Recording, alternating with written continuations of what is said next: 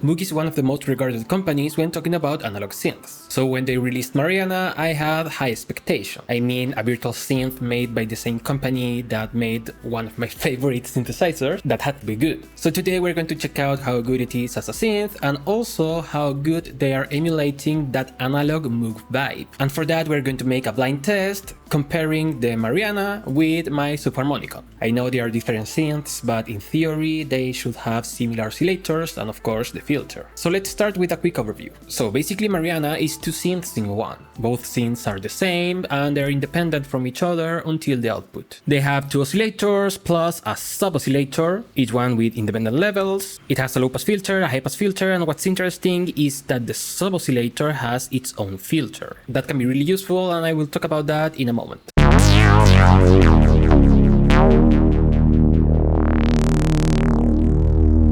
For the controls, we have 3 LFOs, a filter envelope, an amp envelope, a mode envelope, and 2 random. In the output stage, we find that synth 1 and synth 2 also have different effects. And finally, after the summing, we have an optional compressor.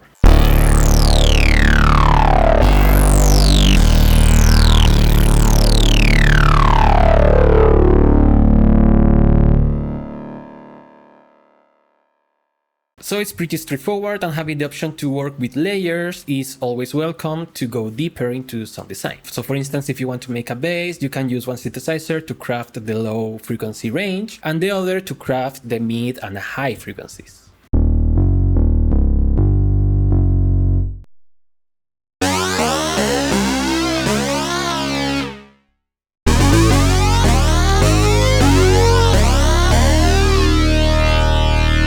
Speaking of that, this is advertised as a bass synthesizer, but you can use it for anything you want. The only limitation is that it's monophonic and maybe duophonic. So let me tell you the things that I enjoy about this synth. Having an independent filter for the sub-oscillator is pretty useful. Sometimes for basses I like to add resonance to the filter because that way I can boost the fundamental or maybe the first harmonics. That will give the subfrequencies more presence. But of course you don't always want that resonant sound in the high frequencies. So having 2 separate low-pass filters is very useful for these cases.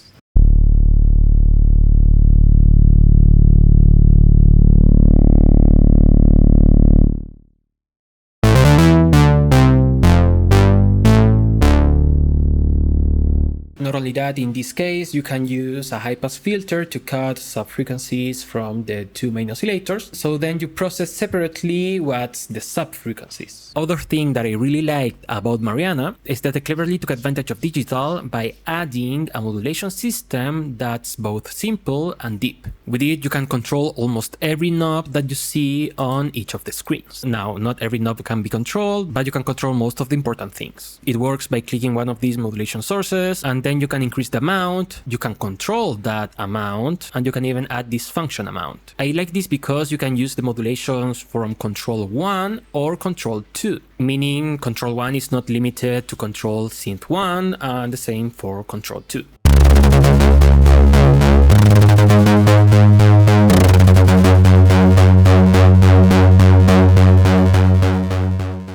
Now I really like that each synthesizer have their own effects. But also, I'm not sure about the decision of having one with chorus and the other with delay, but both with the same saturation and distortion. I know that you can set different amount of distortion for each, so you can really make different sounds, and that's pretty useful. But also, sometimes saturation is good as a glue effect, and if we have a compressor, some color is also welcome. Not only that, there are many cases where I want a delay for the whole sound. Still, it's not very limiting and the effects sound really good. And if you're not happy with having the delay on synth 1 and the chorus on synth 2, you can always swap the synths. Of course, I know that effects are a plus and you can use any effect you want after the synth.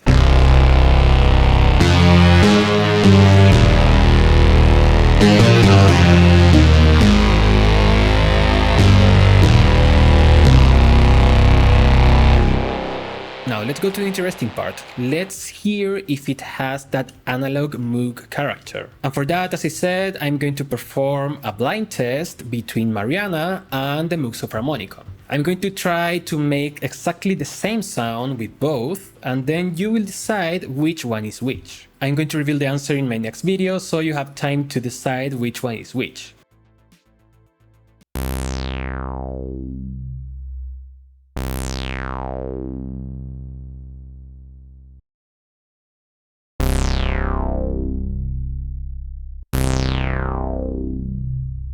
Can you tell the difference? Well, go and write your answer down in the comments, and while you're at it, give a like to the video and subscribe to the channel. Thank you in advance. One of the reasons I enjoy testing different plugins is because each one will have their opportunities and limitations, and that's where creativity is born, at least for me. I really like what I'm hearing, and it's very versatile to make basses and leads. But there's one big issue. I'm not a programmer, I don't know the inner workings of Mariana, but why does it use so much CPU? I know that most high-quality software synthesizers will use a lot of CPU, but with Mariana is more than usual. I mean, Diva, which also uses a lot of CPU, is nowhere near at what Mariana is using. So I may be wrong, but there are ways of optimizing the resources that your software needs. This synthesizer is pretty good, but many people are not using it because it uses too much CPU. So that's a downside, and it's a shame because the synthesizer on its own is something that I really liked. But what about you? Let me know your opinions in the comments. Tell me if the CPU is an issue for you, but also tell me